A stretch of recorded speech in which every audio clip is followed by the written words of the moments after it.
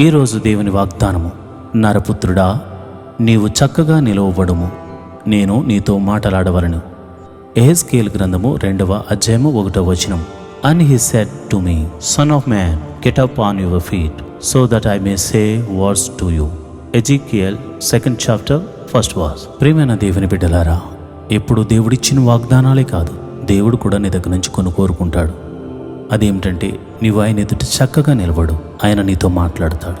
ఆయన నీతో మాట్లాడితే నీకు గొప్ప ఆశీర్వాదం కలుగుతుంది. అంతేకాదు, పాప విమోచన కలుగుతుంది. నిన్ను నువ్వు సరిచేసుకోగలవు. దేవుని కృపను పొందుకోగలవు. అద్భుత రీతిగా, ఆశ్చర్యకరంగా మీరు దీవించబడతారు. ఆయన నీ దగ్గర కోరుకుంటున్నది ఒకటి, నువ్వు ఆయన సన్నిధిలో చక్కగా నిలబడతానని దేవునికి మాటిస్తావా?